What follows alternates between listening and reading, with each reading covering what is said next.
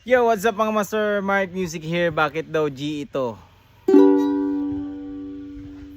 Requested video tutorial to mga master. Mag-share daw tayo kung paano matutunan yung ukulele. Di po ako professional na gitarista. Nagtuturo lang po ako basta alam ko. Sarili kong research experience. Nasa sa inyo na yan kung susundin nyo to o hindi ang mga tinuturo ko. Let's go! Mahalagang malaman mga master na yung ating ukulele, ito is halos base lang din ito sa gitara natin na 6 strings. Kumbaga, tatanggalin lang natin yung dalawang nandito sa taas, yung E at A. Yan. So, ito yung mga strings na apat. Ganon din yan sila, yung sa ukulele. Kaso, iba lang yung tuning nasa ukulele. Sa ating gitara, meron tayong high E, meron tayong B, G, at D. Sa ukulele naman ganito. Yan.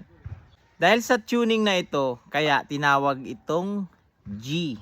Yan, yung D shape kumbaga. Kung familiar kayo sa movable shapes. So meron tayong tutorial diyan mga master, sana panoorin nyo.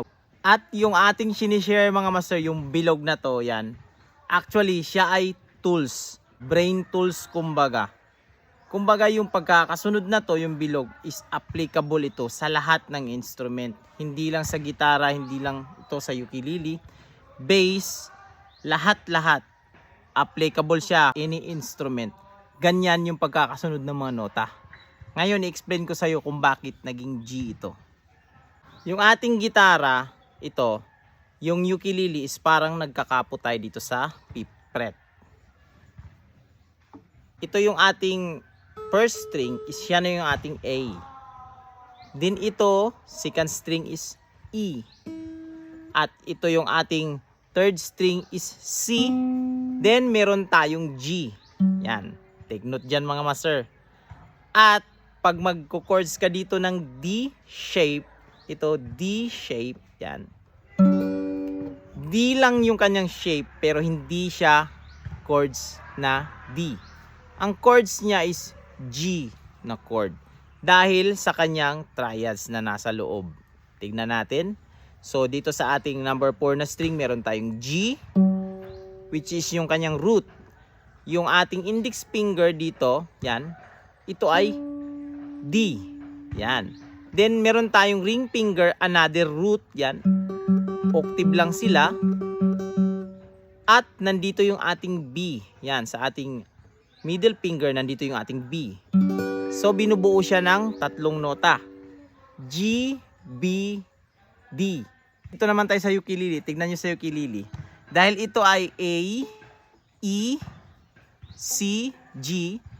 Pag nilagay natin dito yung ating D shape, yan. So, pag titignan natin, meron tayong G at meron tayong D at ito yung ating G at ito yung B. Yan. So, kaya tinawag siya na G chord. Actually mga master, hindi ako nag-aral ng ukulele. Yan. Para malaman din ng lahat. Hindi yon sinasabi na pag malaman mo yung gitara is kailangan aralin mo na rin sa ganito. Sa ukulele naman, panibagong pag-aaral na naman. Kumbaga total reset. Hindi po ganon. Kasi pareho lang din sila ng principle kung ano yung pagkakasunod ng mga nota.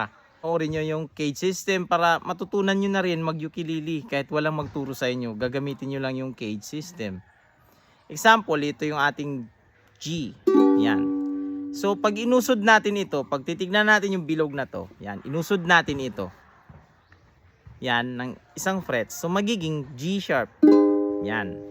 At kung gusto nating isama itong ating pang-apat na string ito, so maglalagay lang tayo ng index finger dito, yan, para kumbaga parang magkakapo na tayo kasi usod na tayo eh, yan. So ganito yung ating G sharp. Pag inusod pa natin, makukuha na natin yung A, yan. Then A sharp, B, yan, so on so forth. Ito yung bilog na to. At itong chords na to, ito ay major na shape.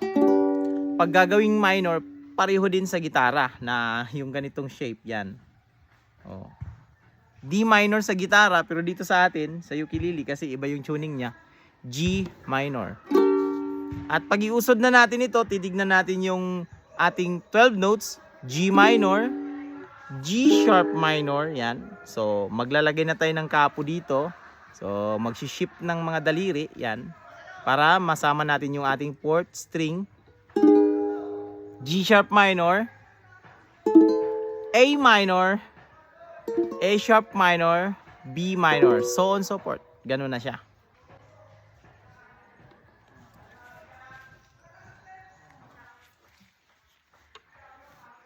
At yung mga chords ng ating ukulele, ito ay G. So, ang ating D dyan is nandito sa taas. Yan. Kumbaga, itong tatlong ito. Yan. Kumbaga, yung ating index finger nandito sa second fret ng fourth string. Then, third string, nandito rin sa second fret yung ating middle finger at yung ring finger natin. Yan. Ganun. So, ito yung kanyang D. Yan. At ililib lang natin to na nakabukas. Yan. Pag iusod natin to, gagamitin natin yung ating 12 notes ulit. So, iusod natin. Pag iusod natin dito, yan. So, siyempre, maglalagay na tayo ng index finger natin dito sa first fret. Yan. So, ganito yung forma niya. Yan. Hindi lang makita masyado dito sa aking kamay kasi masyadong dikit-dikit na. Pero ito yung forma niya. Index finger, first fret. Then, itong tatlo is iipitin mo na lang ito. Yan, yung tatlo. Yan. So, makukuha na natin yung D sharp. D sharp. Then, pag iusod na natin, E, F, F sharp, G, G sharp. Yan. Tingnan nyo yung tunog kanina ng G. Atras natin. G. Oh, yung G din dito. Yan. Same lang. Gagawin naman nating minor yung shape na yon. So, ito. Yan. Yung tatlo. Balik tayo dito sa ating D.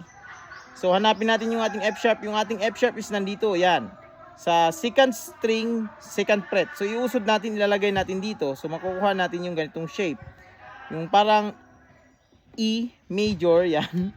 Na shape, yan. Oh. So, ito na yung ating D minor.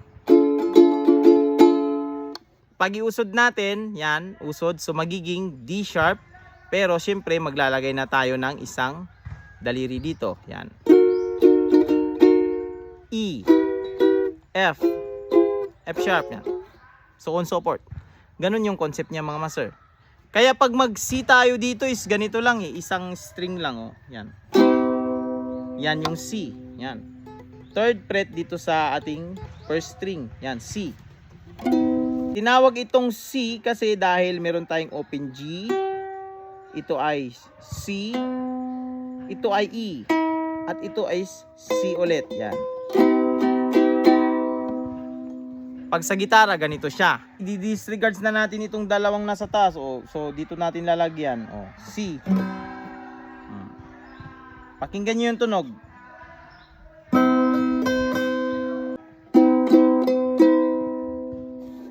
Diba? Parehong-pareho yung tunog. Ganun siya mga master. Ito lang yung tandaan nyo mga master. Yung 12 notes na yan, yung bilog, napakahalaga niyan. Hindi lang kasi yan natin naunawaan dati, pero napakahalaga yan. Kasi tools natin yan eh. Matutunan natin, madali na lang nating makukuha any instrument. Siyempre, i-ano lang natin din naman yun. Kumbaga, i-apply lang din natin siya. Siyempre, aralin natin yung mga posisyon, ng daliri natin, paano nangyari. Pero, halos same na same lang mga master. Walang pinagkaiba. Bass man yung aralin mo, gitara, violin, keyboard, or ukulele. Basta't alam mo yung pagkakasunod-sunod ng 12 notes na to, hindi ka lugi. Meron ka ng pundasyon na matibay. So hanggang dito lang mga master. Maraming salamat sa pag-support. Patuloy nyo panonood sa akin. Huwag itong kalimutang i-share sa mga kaibigan nyo na mahilig din sa gitara. So this is Mark Music. God bless you all. Peace out.